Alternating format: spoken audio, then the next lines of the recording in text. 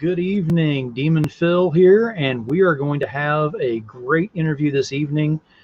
As always, if you'll let me know if you can see and hear me, I'd appreciate that. And then we need to get this bad boy shared out. This is going to be an interesting and a fun one tonight.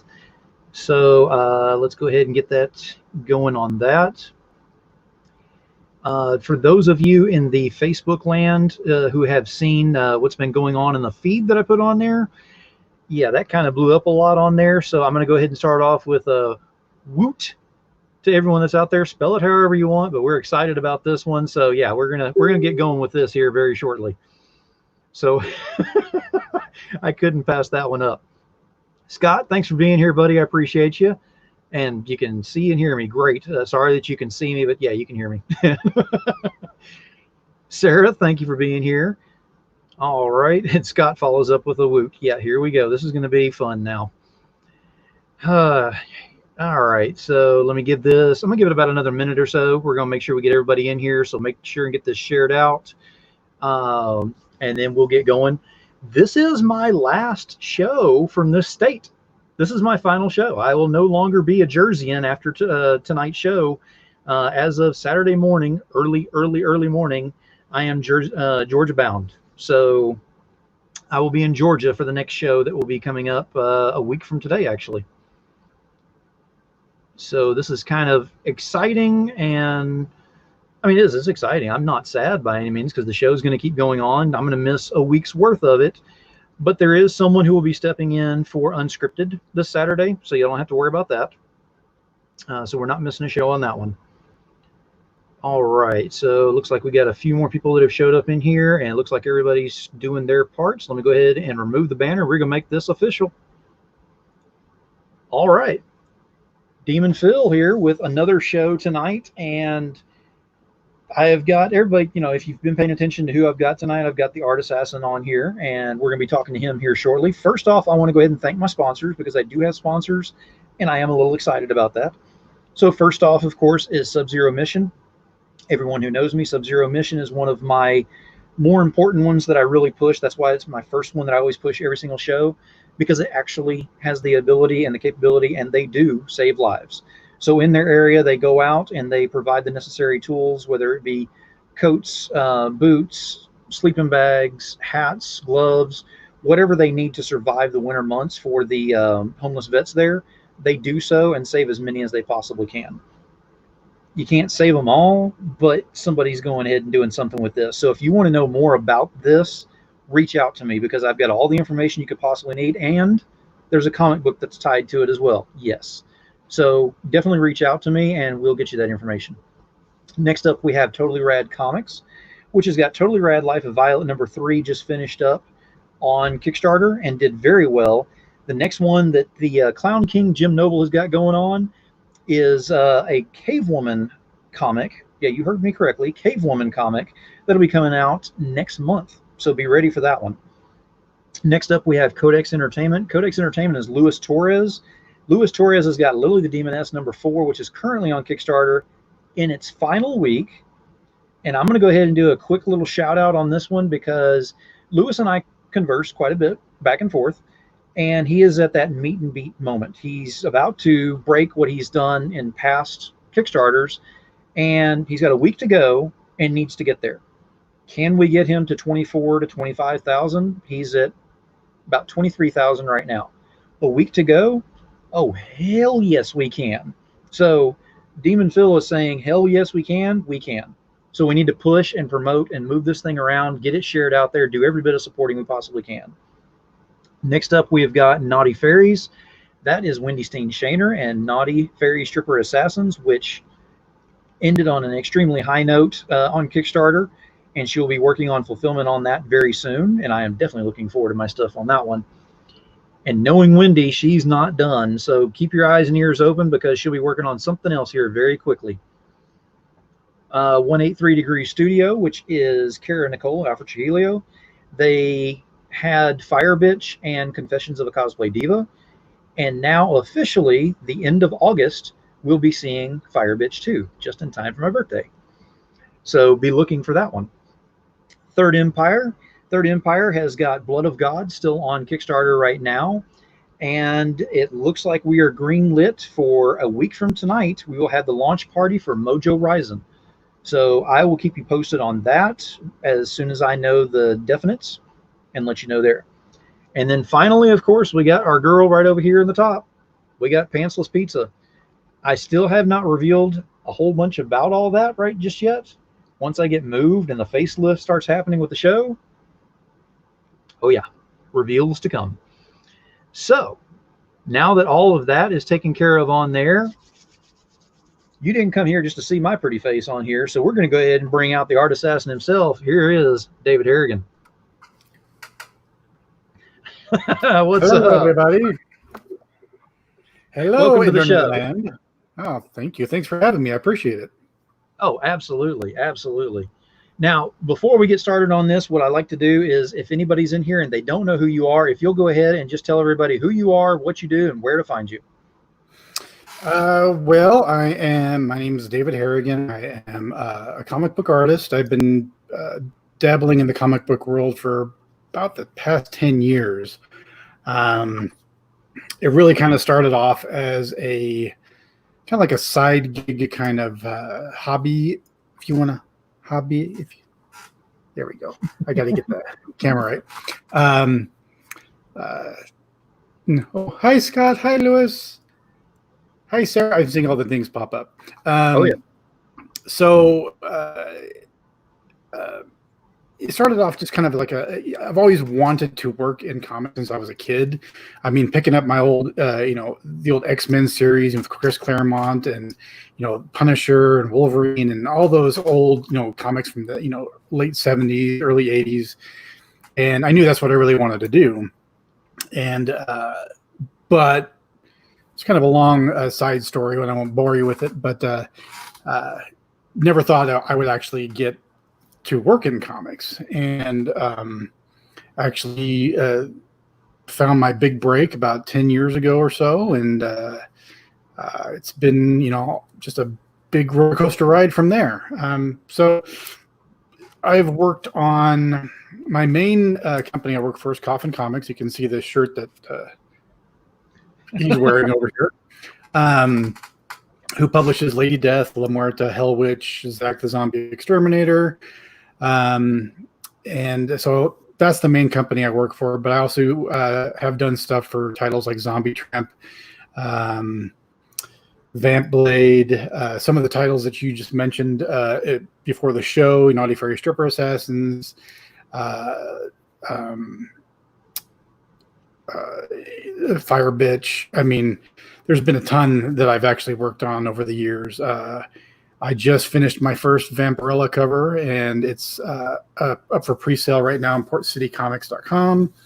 I finished up a few titles for Cave Woman by Bud Root's book, waiting for those to be released, and I've got a few top secret projects working on right now that I can't talk about. So yeah, I've been pretty busy. There's always those top secret projects that you can't talk about. I know how that is. That's most of mine, unfortunately. Now, let me ask you, how did you get your start in the comics? I mean, what actually kind of steamrolled you directly into where you are now? Are you talking about from what was the door that opened for me? Correct. That kind of thing? Well, the very, very, very, very first published piece I had was in Gold Digger, the old Antarctic Press comic book, Fred Perry. I had a couple of pinups published in there. And that was like technically my first published piece. And then there was another one, Jason Martin, who works at Action Labs. He had a book called Super Real, and I did a pinup for that. And then it was just pretty much stagnant after that. And so I was able to get a variant cover done as a convention exclusive for Xenoscope's Grim Fairy Tales. And that's kind of started the ball rolling a little bit better. But the first real major break was with Brian Pulido and Lady Death. Actually, I have my first Lady Death comic here. Oh, And this is the on this one. Yank, yank, yank. Yeah, this is the first Lady Death I ever did, and this was an Albuquerque Comic Con exclusive, and that really kind of was the beginning of it. And I owe pretty much my entire artistic existence, comic book existence, to Brian Polito and to Jim Burleson from Albuquerque Comic Con, because he was the one who told Brian, he's like, I want this guy to do an exclusive cover for me for the show, and that's hey Lewis, and that's what started it. And so me and Brian, have been kind of working together ever since then, and this was about a good 10 years ago or so, 9 or 10 years ago. Yeah, he tends to. I've noticed he tends to keep a lot of the artists that he starts off with in there, and then adds new, fresh people that he can in there. But he still goes ahead and keeps y'all going with this, which I love, because things that you see 10 years ago, you're still seeing art today, and the newer stuff that you can see the evolution in the art, which is amazing, especially within the Lady Death thing. Well, I always call Brian my Yoda. Because he has such an amazing eye for artwork, what works, what doesn't work. And I remember several times working with him early on in the process and everything. And I mean, he would really just focus in on exactly what was wrong with the piece, what needed to be changed. And it was just like, if I was a younger artist and everything, it might've been kind of really jarring for me, but getting the opportunity to work on a comic book that I was a fan of since the 90s, I was like, I ain't gonna, you are the master. I will do whatever it is that you want. And so I took his advice, and and I learned a bunch of new stuff from him. I mean, and if you could see, I mean, I can show you. I mean, this is like the first Lady Death I did, and then here's like a more recent one. This was the Princess Leia one, and I think that the difference is night and day. I mean, he really helped me grow as an artist, and well, that's the thing, is it's nice to see the evolution in the artwork. I mean, it's not taking away anything from your style, from anything like. It's just, you can see, and it's any artist at that too, but it is, especially with Lady Death, you can really see, like you said, where Brian will go ahead and pinpoint and say, let's do this. Let's go ahead and push this envelope a little bit more with what you can do. And then you can really start seeing that evolution pushing forward straight through the Lady Death. And I've seen that with yours as well. Yeah. And for me personally, because everybody's got their own style and taste of what they like about Lady Death. And, I am, oh, look, a comment just popped up on the screen. That's freaky. Hi, David. Another David. Hi, Scott. So, like, for me personally, I'm like a total old school, Chaos Comics Lady Death fan. I mean, Stephen Hughes, Ivan Reis. I mean, these are the ones that I really enjoyed reading. So I try and take the spirit of their artwork and use it in mine. Try, capture what made them so unique, and try and roll it over into my style for Lady Death. And Lady Death has she's got a very distinctive way that she looks. I'm not talking about the boobs. I'm just talking about like her face. There's a very specific way that, I mean, you could even just put her picture of her face in black and white, and everybody knows who that is. She has a very distinctive face. So, like I said, I really try and capture the old school artists, and not to discount any of the new school artists or anything at all whatsoever. I mean, but that's just my own personal preference, because I loved Hughes, and he was the original. Yeah, no, absolutely. Now, I usually don't ask questions that are personal to that I want to know the answer to, but I want to know the answer to this one. Is how did you come up with the nickname Art Assassin? Okay, so a long time ago, back when the Earth cooled and then the dinosaurs came, before I was even remotely starting to get back into comic books and drawing, there was a period of time where I gave up on, trying to break into comic books and art. And so I got my degree in photography. Hi, Wendy. I got my degree in photography, and I spent time as a professional photographer. And I worked for a studio, and I also did a bunch of freelancing on the side. And so me and a bunch of my friends who were photographers, we were trying to come up with cool, hip, clever names for ourselves. And so I came up with the name of Photo Assassin with the tagline, "If looks could kill." Stuff like that. So that's kind of like where that kind of thing started. And then I started drawing again. The internet was really, picking up, and people were having all these. There was like a couple of guys there's a video game series called Dead or Alive, which I was a big fan of.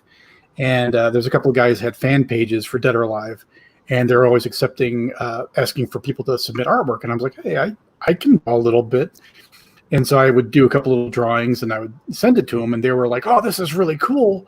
But, you need like a special name. You can't just have your name. You have to have like some pseudonym or something. And I was like, Art Assassin.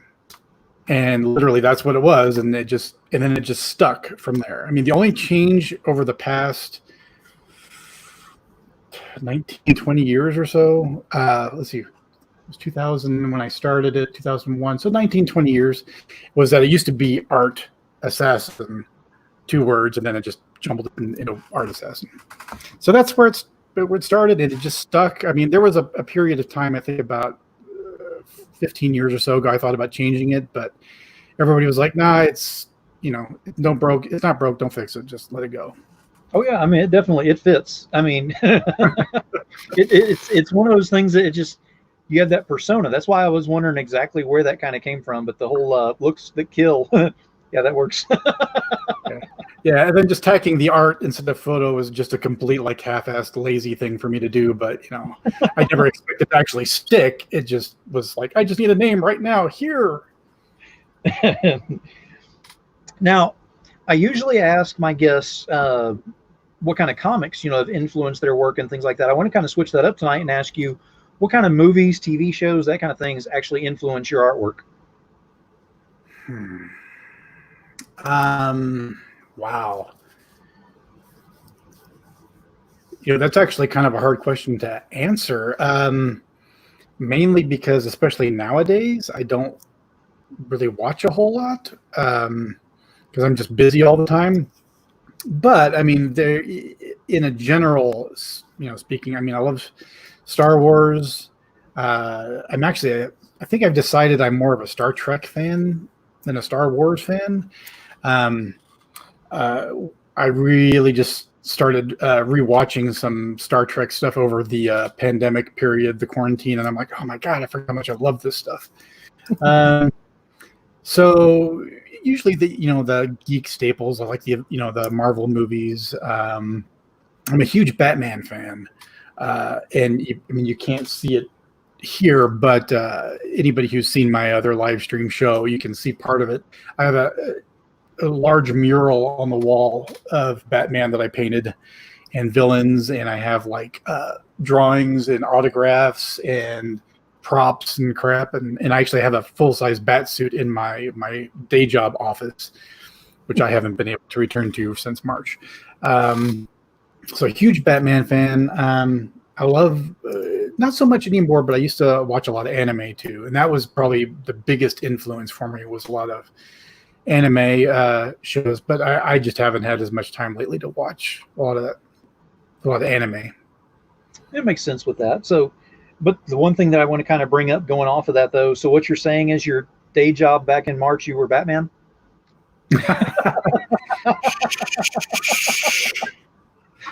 No one's supposed to know. No one's supposed to know that. Put the bat suit on. Maybe for one of these days, maybe I will put the bat suit on for my show. And the thing weighs like 75 pounds. It's the one that they put out for it's the officially licensed one that they made like 2,000 of back when the Dark Knight Returns came out. My Mhm. wife got it for me as a Christmas gift, and I was like, "Oh, this is freaking awesome!" It's got like Kevlar paneling in it. It's awesome, but it's heavy and it's hot. Oh, I'm sure it is. But you can take a gunshot though, right? Not a gunshot, but I could probably take a knife strike. There was actually, I used to, we would dress up locally, and there was one time we would go visit some charities. And so I dressed up with that, and there was another girl here who dressed as Power Girl, and we went to one of the children's hospitals in July. And this is in New Mexico for everybody who doesn't know where I'm from. So New Mexico in July, and I'm wearing a 75-pound leather suit.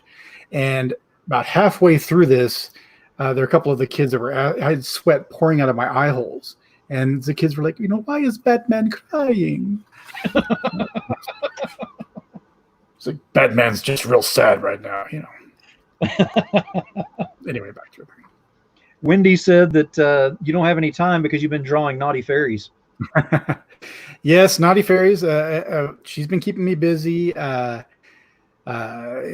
been keeping me busy. I was trying to plan my month of August, and I don't think I get a break until like September. So I've got planning for the con, and then I've got a Polito project, and then I've got a something for Big Dog Inc., and then a new one that I haven't done anything for before, the Vampires of New Jersey. I'm going to be doing something for that. So it's like this whole month of August is going to be just a whirlwind, and before I know it, it'll be over. Very true. I mean, it'll move along pretty quick on that. And I know you're saying that, September you should have some time, but now that you said that out loud on here, that's probably going to change. Yeah, I don't seem to. I'm really very fortunate. I'm at that point in my career now where I don't have to ask people for work. And that's probably one of the biggest, blessings that an artist can hope for. There's not having to ask for work, somebody getting your artwork tattooed on their body, somebody dressing up as one of your characters. These all just amazing, things that artists strive for, including myself. Absolutely. Now, you had mentioned earlier about, you couldn't go back to your day job since March. I want to kind of tie into that, because how much have you found the importance of being on social media now that we haven't been able to have all the cons and the physical, person-to-person contact with all of this? Yeah, it's so as I've talked to, I see Steph Wilson in the comments over here, and I've kind of talked about with him a little bit that I'm terrible at social media, and it's mainly because doing a day job and then come home and then doing the art gig, and then trying to find a way to put in social media as well as time with the family and getting things done around the house, and even just having time to breathe. But the one thing I know that's helped is, at least for me, is the little Friday night show that I do, a little live stream show like this. That has been, I think, just so helpful for me to actually connect with people socially online. I think it's fun for me to do. I love doing it, and I love talking to people. And I see a lot of the same people who are in the little comment section now that I see on my live stream show, and it's fantastic to see them every week. And it's so that's, I think that's where something I'm really having a good time with. The normal social media stuff is, I'm lost on it. I post stuff and I don't know if it goes into the cloud or it actually shows up anywhere. I don't know. It's all magic to me. Low power. Are you calling me low power, Steph? Yeesh. No. Perry said it's the Demon Phil Power Hour, and Steph said low power. I saw it. Oh, I see. Okay. Yeah. Double A battery top. They almost act as if whenever I get on their shows, I mess with them on the side. I never do that. So they are good about ball busting. It's almost they're the kings of online comment ball busting. It's Exactly. wouldn't have it any other way. Oh no, not at all. If they were quiet, I would think that they were upset with me for whatever reason. Yeah, they're never quiet. So you mentioned about your live show with that going on, and that happens on Fridays, and you get on there, and I've been on several of those that you have. And it's interesting because you'll be going along and you'll be drawing, and all of a sudden you'll just come up with a topic, and we'll pull you off topic, should I say? And we all just kind of talk and have a good time on there while you're drawing and doing your work. But do you see that that has increased your social media presence by doing the live show on a regular basis with the Fridays on that? Yeah, I think so. I think I've noticed a lot, especially a lot more on Facebook. A lot of new friend requests that aren't, Russian bots and porn bots and things like that. But a lot of new friend requests and a lot more conversations from people, messages from people about stuff, and so yeah, I think it totally has. I think, and like I said, I mean, I'm more of a personal kind of person. Like I love conventions because I get to see people and I get to talk to people one-on-one, and this is like the next best thing for me. So it's a way for me to actually kind of get out and talk and have conversations. I mean, and like we go off topic. We talk about old movies. We talk about music. We talk about, just random goofy crap.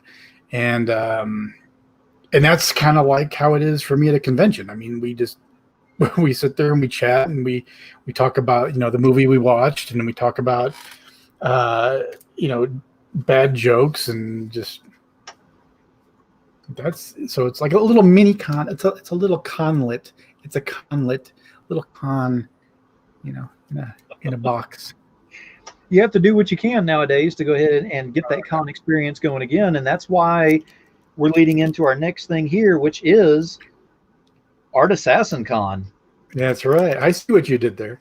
Oh, yeah. Yeah. So I, since everything's pretty much been canceled this year, I was like, you know what? I need to do something to do like a little online con, just so I can, get some new stuff out to people and, see some people who I don't normally see all the time. And so I was thinking about, well, I could do the little live show thing, but let's try and do something just a little bit more. And decided to have just a little Art Assassin Con. And so the thought kind of started with that. And then I was like, oh, I can do some exclusive stuff. I can do, and the thought kind of moved into making it almost like a mini Kickstarter without it being a Kickstarter. So I have no idea if this is going to work at all. I mean, who knows, but I figure we'll just give it a shot. So the whole idea is that the convention starts on July 31st and then goes all through to August 7th. But I'm not going to be live the entire time. I'm just going to be live on the 31st for like 2 hours. But everything's going to be on sale throughout that time. And I have like a goal that I want to hit. And if I go over those goals, just like, Kickstarters, stretch goals, there's going to be extra things that people are going to get for free if they order during that time frame. So Steph wants to know cosplayers. Who do I have as that's a long question there. It's Steph. You can't expect much. Yeah, well, I'm trying to think there. Are you talking about cosplayers who are going to be cosplaying as my stuff? I do not know on that. I don't know. Or who is my favorite cosplayer? Or please, Steph, clarify. Need clarification on your question. You may be trying to lead into one of the exclusives for Probably. Artists and Probably so. Yeah. Now, with this, you said it's going to be a week long, and it's going to be different sales each day, or how is that going to work?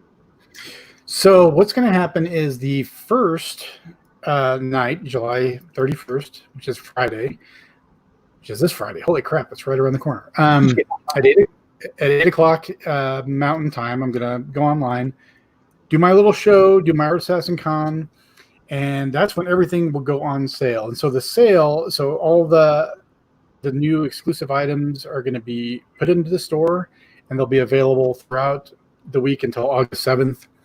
And then I will take everything down after that. Well, not everything, but the exclusives will be taken down. But I'm going to have, I've been hoarding a lot of Lady Death prints that I've done that I have not put up on there before. I'm going to throw those up there. I have 4 exclusive comics that I'm going to be doing. One of my own personal titles that I've done that I've been working on for the past few years is a title called Bestiary. And it's, let's see if we can find it here. There we go. So here's a safe for work version here. This is one, this was a summer edition I did last year. It was called Summer of the Sea Witch. And so what this is it's a collection of pinups and stories, and it's all about this cryptozoologist, Dudley J. Higginbotham, and his encounters with different monster girls. And he chronicles his encounters. And so they're all kind of like photographs that he's kind of put in his little book, and he's written about them. Nice. And so it comes in a regular, a naughty, and a nice version. So this is the nice version, and then the naughty version, they're all like naked and stuff on the inside. They're all naughty. But the idea behind the project was that I wanted to do something different with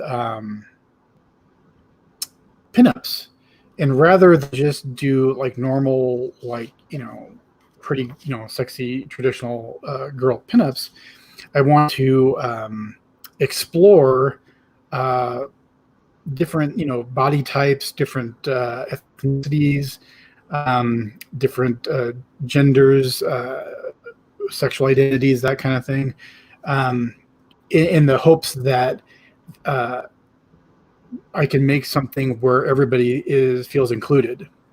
So, like, for example, let's see if I can find one in here real quick. So, okay, so this one that I did. It's hard to see there, but she's a little more curvy. She's got some stomach going on. She's not a wife Arthine. And then I did one of a genie here, and tried to capture more of a Middle Eastern kind of nice likeness and everything. But so rather than me trying to ad-lib this crap, I'll read to you in the back of the book what it's about. So what is the Bestiary? Sure, it is an ongoing exploration and experiment in what is considered sexy, alluring, attractive, and sometimes titillating, all wrapped up in a fantastical ribbon of mythical beasts and urban legends, a collection of different creatures, monsters, and things that go bump in the night, but also an exploration of what defines beauty, sexiness, gender, and whether or not there is even a need for a definition. As the project progresses, the creatures will range from funky to sexy to scary to funny, but also you will find different body types, genders, races, identities, and more, in the hopes that there will be something for everyone, and show that no matter we look like, we are all beautiful monsters living together in this world. Very cool. Now, Dan was asking, and I was kind of wondering too, how many are there of this, or is that the first one? So, excellent question. So, there's only one issue right now. I'm working on the second issue. What I have done in the past is I've made very small print run editions. So like this was only 25. There's usually 25 of each print run. And I would do them for like special occasions. Like I did one for Fiend Fest. I did a St. Patrick's Day version. So I'm glad he brought this up because the editions that I'm having for Art Assassin Con are going to be the last editions of #1 that I'm going to print up. So, and they're not going to be limited to 25. It's just going to be however many orders I get during the convention period. So if it's 5, it'll be limited 1 to 5. If it's 100, it'll be 1 to 100.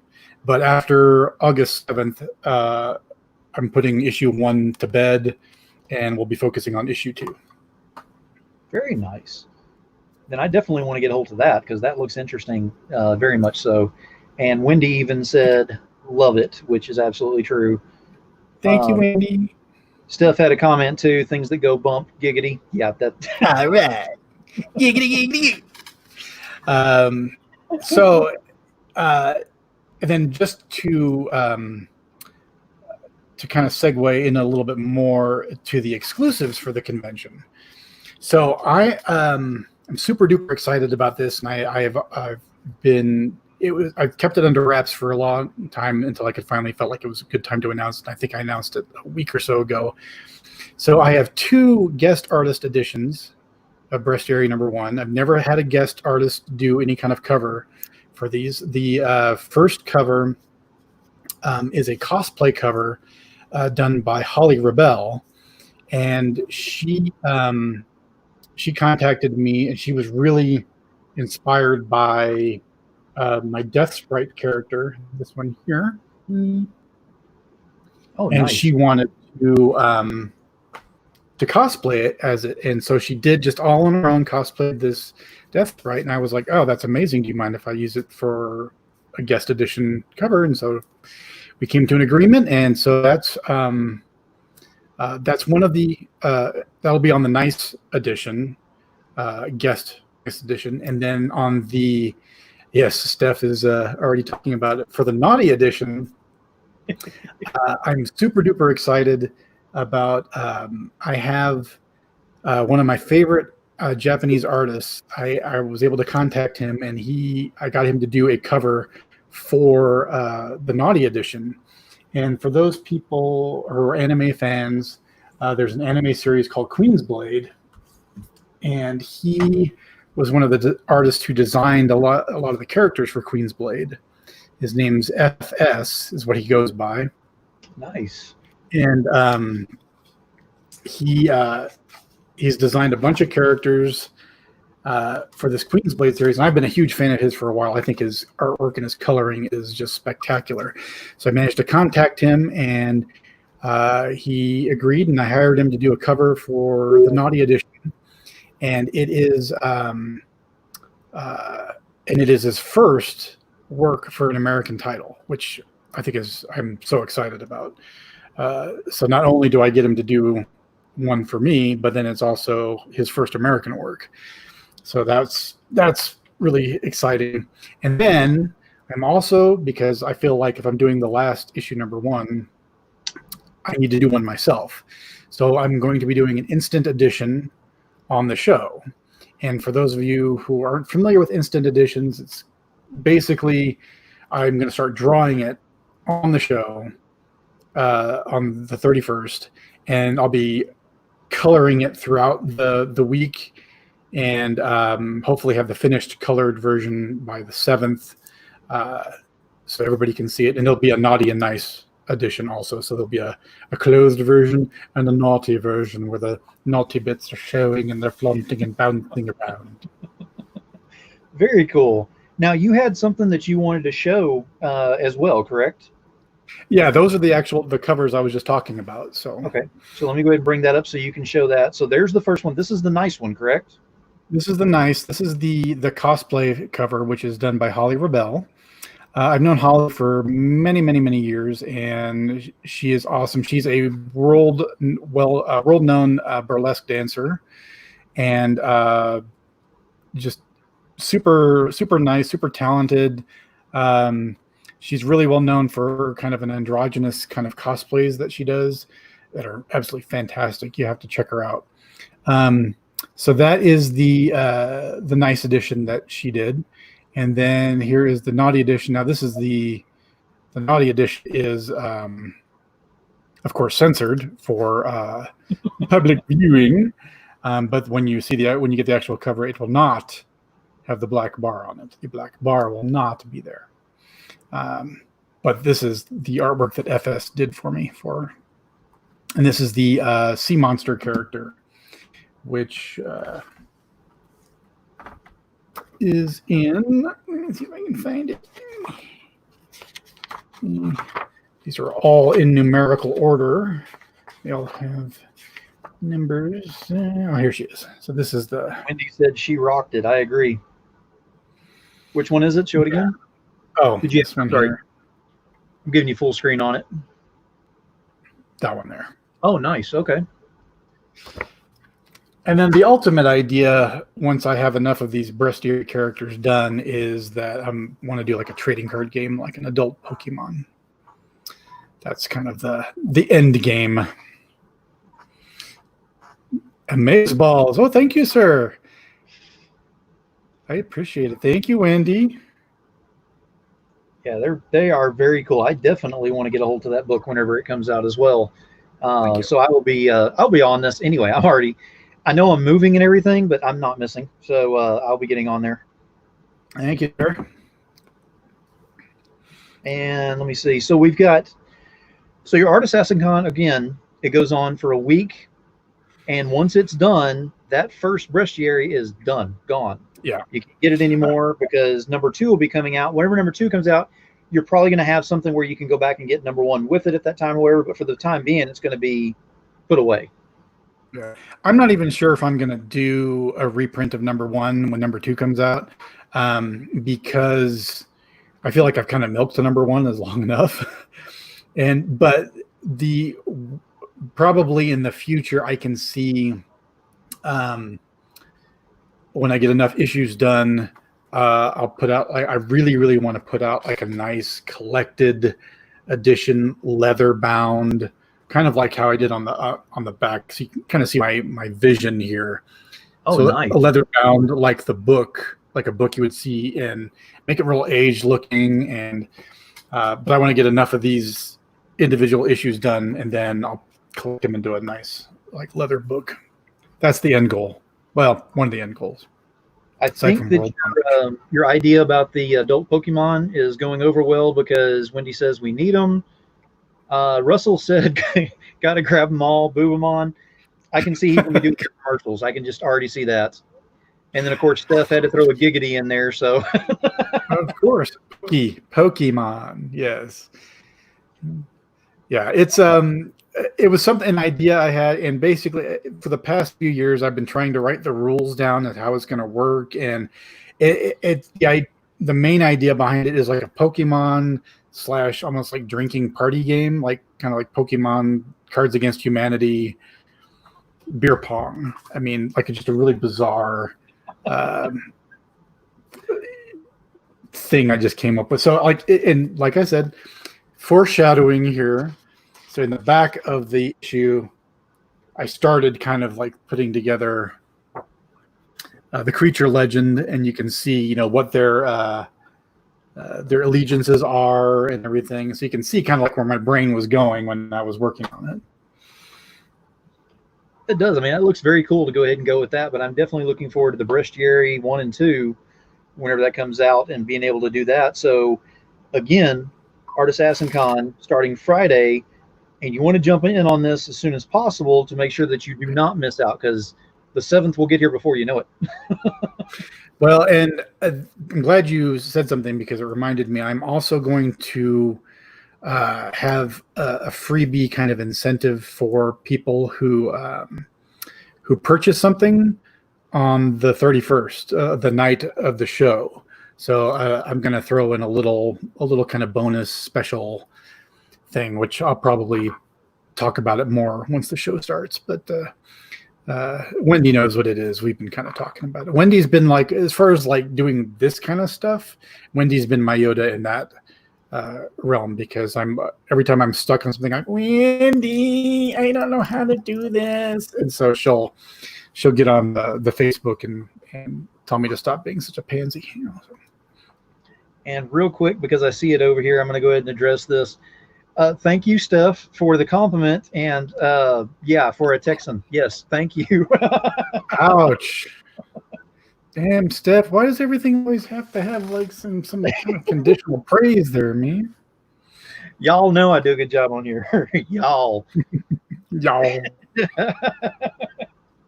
Now, I'm from New Mexico. We get our y'alls here, so. Oh, yeah. Now, what kind of, that you can talk about, of course, what current projects are you working on that you can talk about? Not much, I'm sure. So there's one that I'm desperately trying to finish before the con. I can't talk about it, but I'm really super excited about it. It's a title I've never worked on. I don't want to say like a high profile title, but I can't really say too much about it, but I'm super jazzed about it, and I really have to finish that before Art Assassin Con starts. And then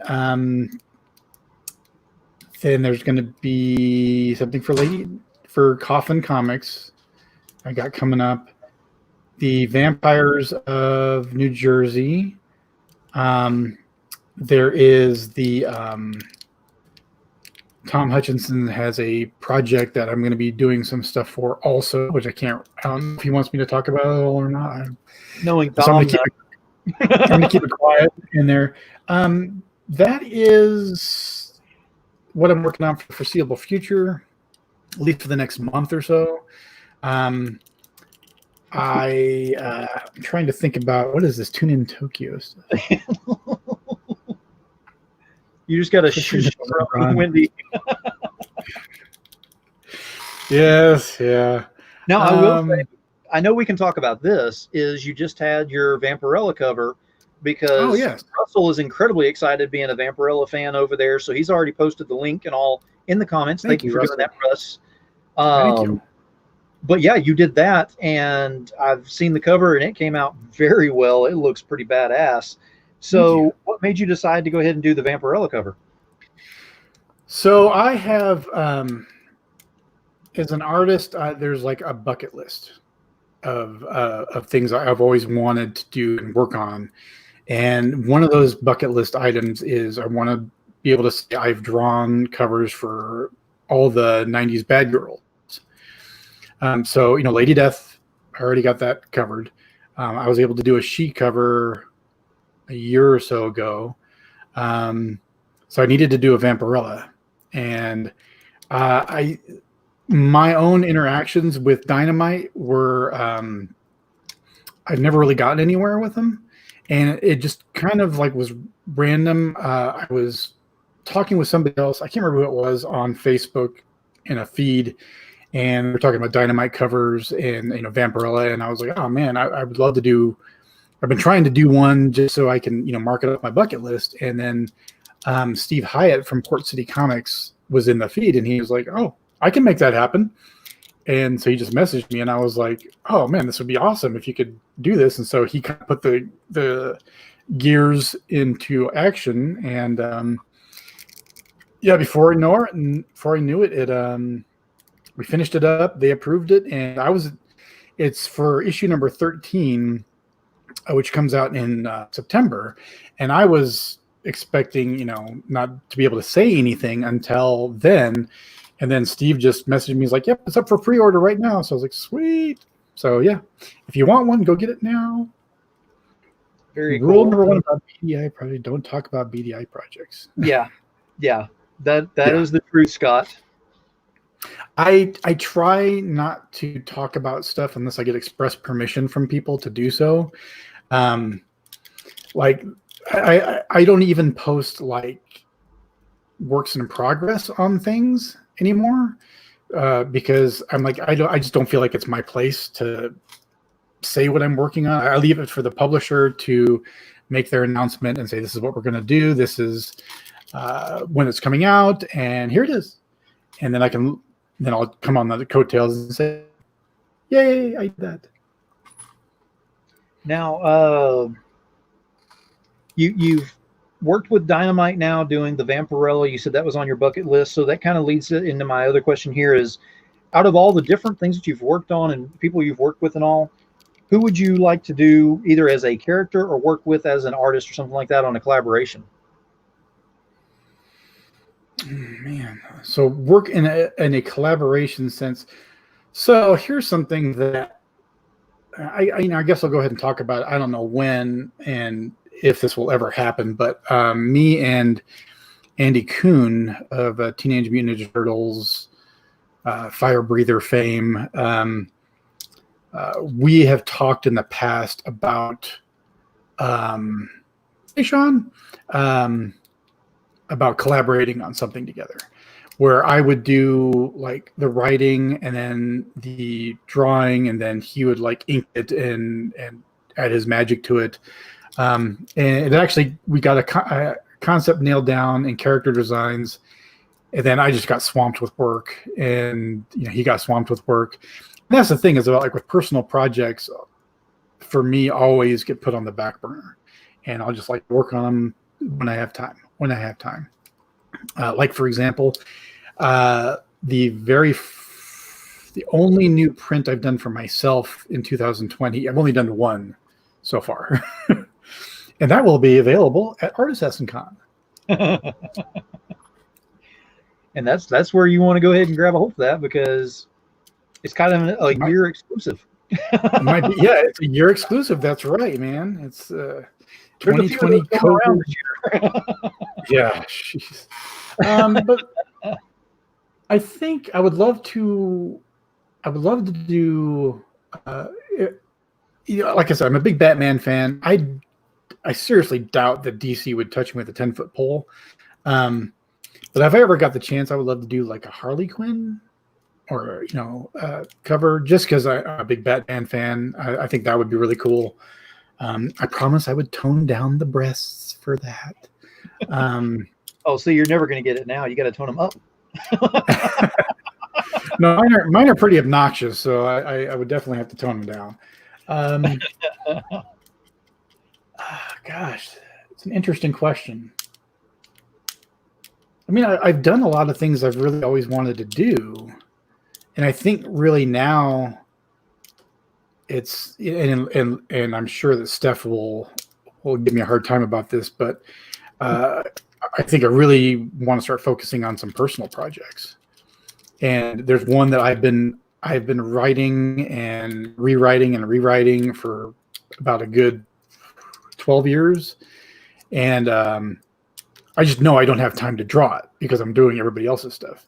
So right. He was telling me, he's like, you should just break down and hire an artist to do it. And I'm like, okay. But then, pandemic happened, and I'm like, well, kind of need to hold on to my money right now. But I think that's probably the big thing that I would. Yep, there you go, Steph. Yeah. I really would want to focus on now is something for myself. I mean, Bestiary is cool and I have fun with it, but it's not really a comic book. It's more like a story with non-sequential, stuff. But I need. Oh, Wendy likes my boobs. But doing like an actual like comic book story, I think will probably be my next thing that I would want to knock off the bucket list. So I just haven't really put any feelers out for artists because unfortunately I know exactly what I'm looking for, and I'm sure it's going to be like a pain in the ass to find. And the people I want to do it, I'm sure are too busy or too expensive. So. Well, I know that it always ends up in the comments over there. So before Steph puts it out there, he knows a guy because he's going to end up putting it out there eventually. Steph knows everybody. Steph is like a machine. I don't even think he's real. I think Steph is like actually like 15 people, and they all like outsource all the work together, and it's actually just one person. I've met Steph and Carrie in person before all of this hit that we weren't able to do anything anymore. So I do know that he is real and everything. I just don't know that with his work and everything. I think there's got to be a little sweatshop thing going on or something that he's got people working on it. Steph's back there cracking the whip on him.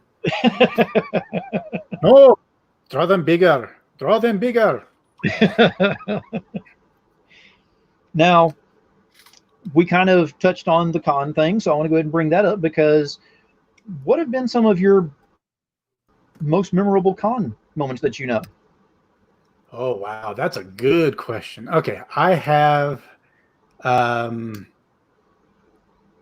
obviously, Fiend Fest, which was last year. Time's kind of like weird for me right now, but that overall was just absolutely amazing experience for me. That was like the first time I think at a convention I ever felt like a rock star.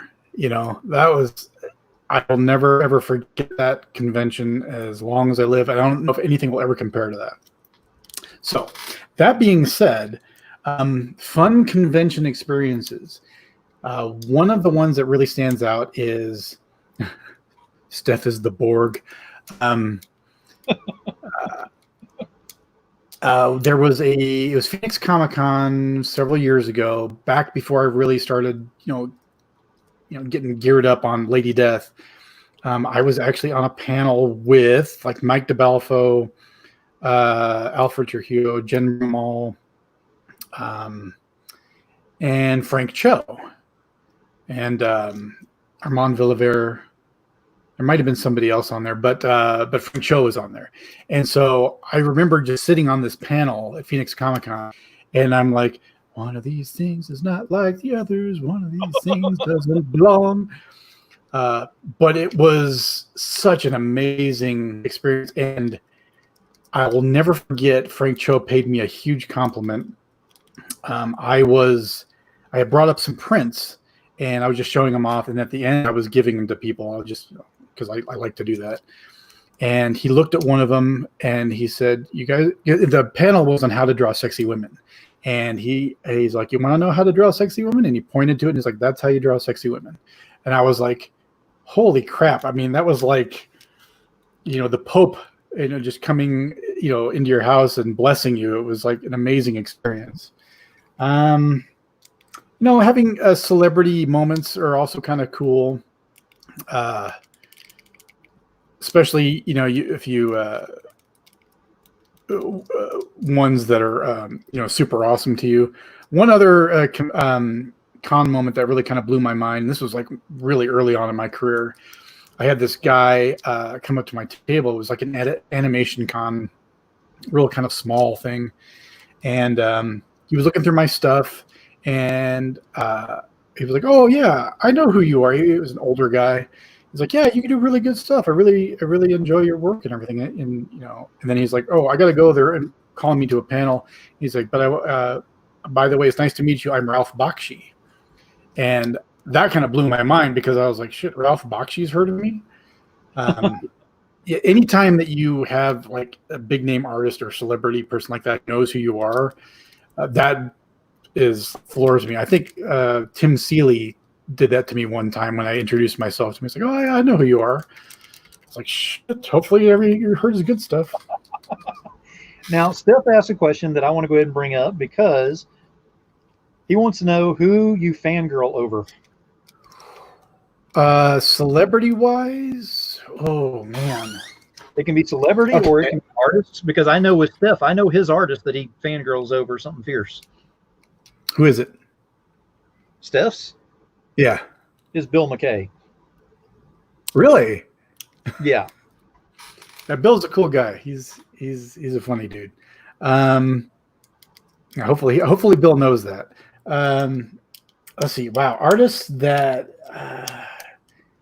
okay, so I fangirled over Bruce Timm until I met him. That was a bad experience. Amanda Connor, I love her. I think she's not only is she's an amazing artist, but she's just an amazing person. God, there's so many that I just adore. Niai Rufino is an absolute just sweetheart. I love her. Gosh. Now that I'm put on the spot, I mean, like, Adam Hughes, another Frank Cho. Frank Cho is probably one of the ones that Bud Root. Yeah. Those are all guys that I just admire and look up to. Celebrity wise, I love Stephen Amell. He he actually commented out of the blue on one of my Facebook posts one time, and I was like, "What the hell?" Okay, glad I'm on your radar, you know. But I thought that was pretty cool of him. Patrick Stewart. I mean, I've never met him, but I've always wanted to. Gosh, Elvira. I finally got to meet Elvira a couple of years ago. That was on my bucket list of people, you know, who really inspired me to in making me what I am today. You know, drawing, you know, these curvaceous, sexy, funny things. So she was a bucket list of people to meet, and I met her, and she was just an absolute dream. Very cool. Yeah. And then you see where Steph put on there, Bill McKay, Nei, and Ebas are his three. Yeah, Nei is a sweetheart. I've only had a very quick meeting with Ebas, so I can't say one thing or another about him. But Bill McKay is a funny dude. And David Harrigan is so nice, I don't freak out. Well, I don't know how to take that. With it coming from Steph, you never know. It's like, come on, I have had moments where I have run into some people at a con. There was one time I remember a few years ago where somebody brought over a girl, and she's like, I just want to introduce her to you because she's too nervous to come talk to you by herself. And I was like, why are you nervous to talk to me? I'm just me. And I remember shaking her hand, and she was like kind of quivering a little bit. And I was like, oh. It's funny because I don't picture myself as anything other than just an artist. You know, I just sit there and I draw, and if people like it, that's great. That's all I want. I want people to, you know, get some enjoyment out of my art, and maybe a smile and some happiness. Maybe forget about their problems for a little while. I don't think about anything else other than that. I don't think about, you know, getting rich or becoming famous or anything. And so whenever I have moments like that, it throws me for a loop because I'm not, you know, I don't think of myself in any of those terms. And my family is the same way. They're like, why are you, you know, why are people like inviting you to do this? Or why are people, you know, it's just really weird. I'm like, oh, hey, they want to talk to me. That's cool. You know? Exactly. Now, do you have, what's the best piece of advice that you can give some new artists? Because I think we've still got a couple of new artists that are watching right now that would love to hear some advice from you on best way to break out into the company, what to do, not to do, that kind of thing. Okay. Rule number one, don't be an asshole. The comics industry is both large and small. It's large enough it's hard to get noticed, but it's small enough that word gets around. Don't be a dick to people. Don't be a dick to your fans. Don't be a dick to companies. Just don't. Two, be positive. And if you go to a convention and you give your portfolio to somebody and ask them to critique it, and they critique it, don't get defensive. I mean, people are sometimes the best advice is frank advice, and I've had that. I've been to conventions, and and when I was showing off my portfolio, and I've had people give me like really harsh critiques. And I know what it's like. I mean, you're like, oh, fuck this shit. I'm not going to do this again. For perfect example, my first San Diego Comic-Con was in 2010. And I went, I was like, I'm going to San Diego Comic-Con. I'm going to come out with all sorts of jobs and money. And I made all these portfolios, and I was going to give them to all the comic book companies, and I was going to get a job. It's going to be awesome. And I remember walking into that con and going up to tables, and they were just like, we don't give a shit about you right now. We don't have time to think about you right now. We don't have time to talk to you right now. I remember one company, I don't remember which one it was, but I was like, here's my portfolio. And they're like, gee, thanks. And they took it and they threw it in the box. And there was one artist there and it was so long ago, I don't remember who it was, who kind of just was like, oh, you got to fix this. This is bad. This is bad. This is bad.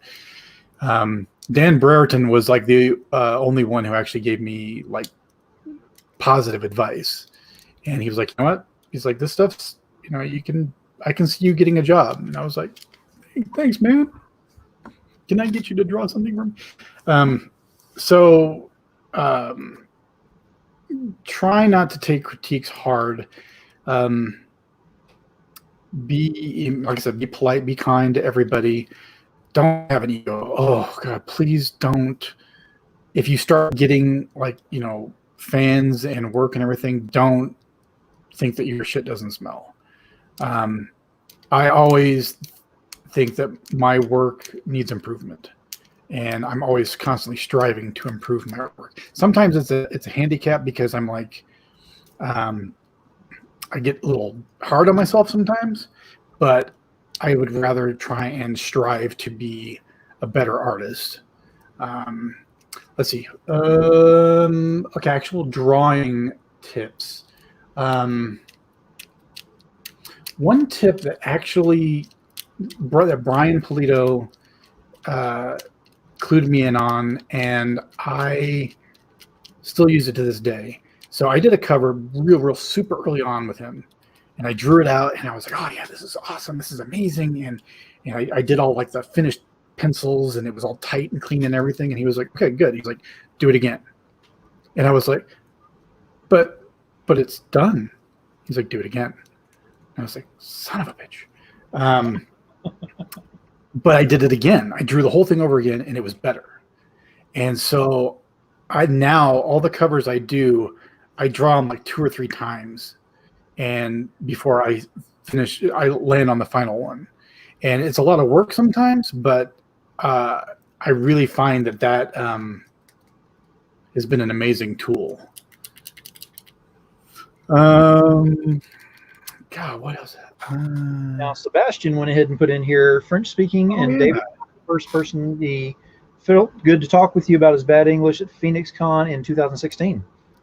Sebastian is amazing. He's a wonderful Lady Death fan and a super nice guy. Sebastian, that package somewhere, it's on its way to you. I know it. I check your tracking.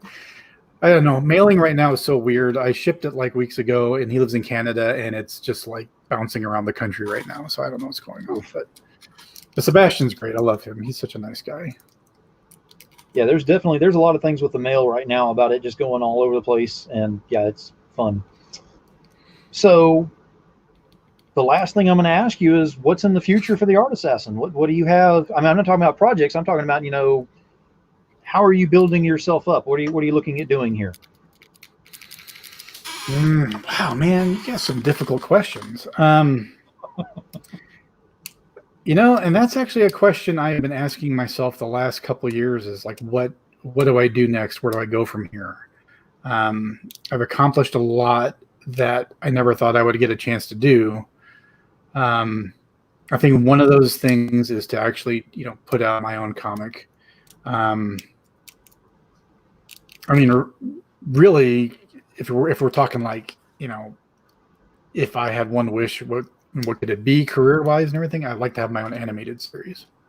The comic that I have in mind, I have it pictured as actually like an animated series in my head, but I don't have millions of dollars I don't know how to animate shit. So.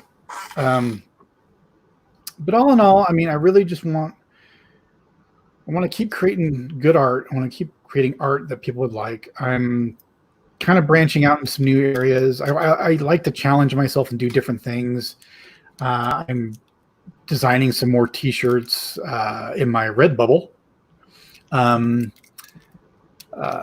that I just put up a new one tonight, which I haven't announced yet, but you can go check it out. My catchphrase at the end of every show is I say I love my fans and love my watchers so much, and peace, love, and metal.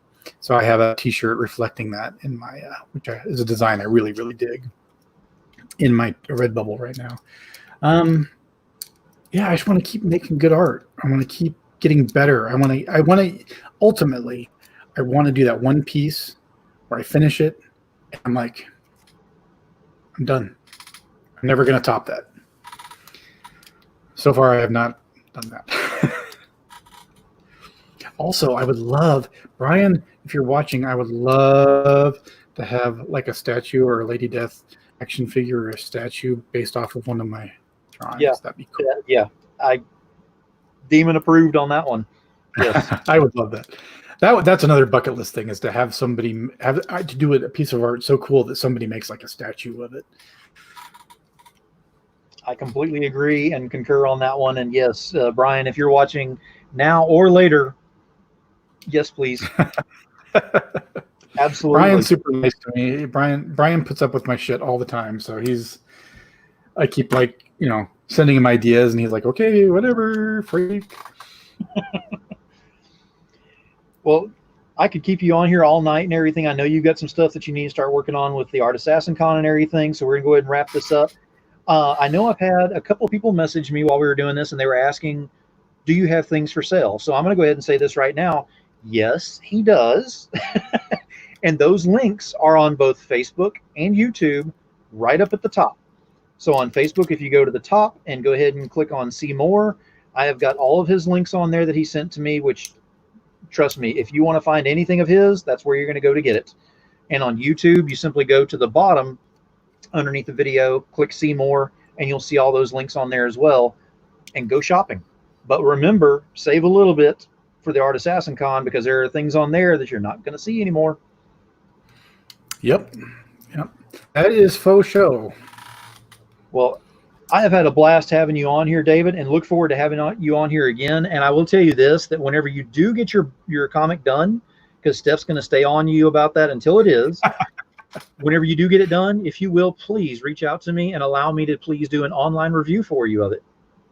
Oh, yeah, that'd be awesome. Thank you. Absolutely. I would love that. I am definitely going to get back into doing the online reviews, but I would love to do that for you. Well, cool. Yeah, hey, if you want to do an online review of that. Oh, I will definitely do that, yes. I'm all up for that too. So. Okay, absolutely. Absolutely. All right, well, I'll go ahead and let you go here for the evening, but thank you for being here, and I will be looking forward to having you back on, and keep us posted on what's going on with Art Assassin Con. Again, that is the 31st through the 7th, and do not miss out. Great. Thank you guys so much. Thank you for having me on. I really appreciate it. Hi, bye, everybody. And I will also, before I go, I will leave it like I always leave it. Love you all. Take care of yourself. Peace, love, and metal. Good night, everybody.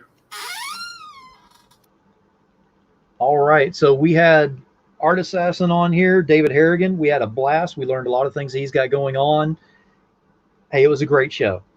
So I always have a closing statement. Tonight is not going to be any different, even though it is my last night in this state doing this on here. So I never script it. I never write it down. I'm just going to go based off of what was here on the show. And whenever you've got something in front of you, you go ahead and make sure that you can attain your goal and make sure that you hit that. Do whatever you've got to go ahead and hit that. With David, he wants to do the comic book.